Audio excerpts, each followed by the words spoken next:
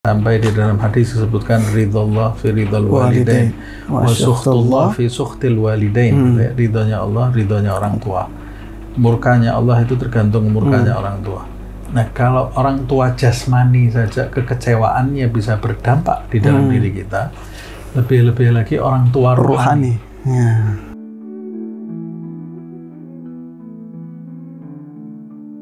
Ada satu ajaran juga, wasiat dari Imam Abdullah bin Al-Haddad kepada kita bahwa wa adurru syai'un 'alal muridi taghayyuru qalbi syaikhihi 'alaihi. Suatu yang paling berbahaya atas seorang murid itu adalah jangan sampai hati sang syekh ini berubah kepada kita.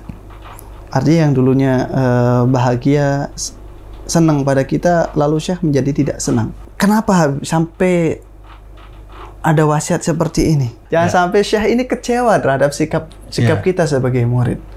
Nah, lalu kalau misalkan syekhnya sudah kecewa, apa implikasinya bagi seorang murid?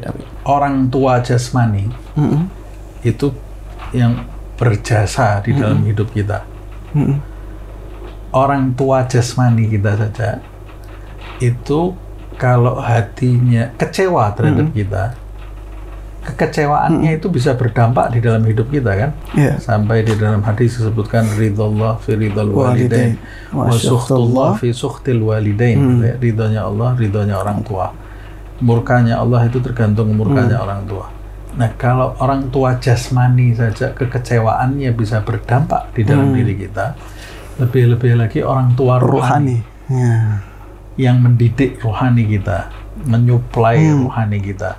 Penyebabnya itu bisa jadi murid itu tidak memiliki kesungguhan dalam menjalankan arahan syekhnya tadi, atau bisa jadi bermuka dua. Di depan syekhnya dia baik, di belakang syekhnya dia tidak seperti di depan syekh itu. Berlaku buruk. Jadi ada unsur-unsur munafik. Bisa jadi sejak awal murid itu tidak memiliki niat yang lurus. Kekecewaan syekh itu pasti tidak dilandasi dengan nafsu, tidak dilandasi dengan ego. Kalau orang tua jasmani mungkin itu saja bisa berdampak gitu ya.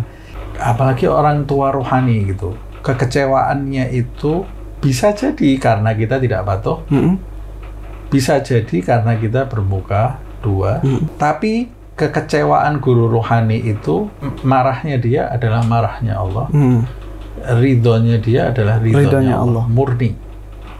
Ya. Apa yang Allah tidak suka di diri kita, itu orang-orang soleh itu juga tidak suka. Mungkin kalau murid itu terus-menerus dalam kondisi seperti itu, bisa merubah hati seorang guru.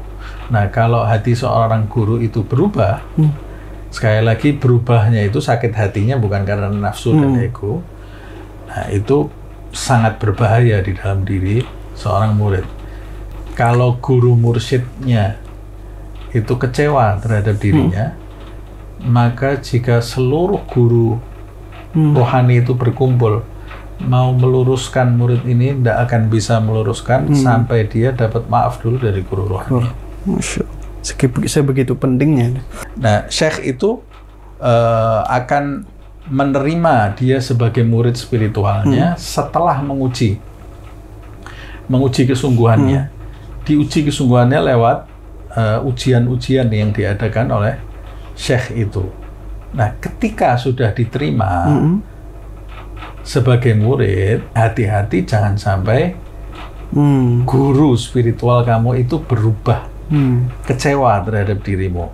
Nah, karena yang diterima sebagai murid rohani itu kan belum punya apa-apa, baru diterima.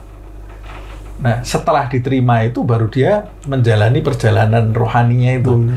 Nah, dalam perjalanan rohani itu ada yang sampai, ada yang tidak sampai.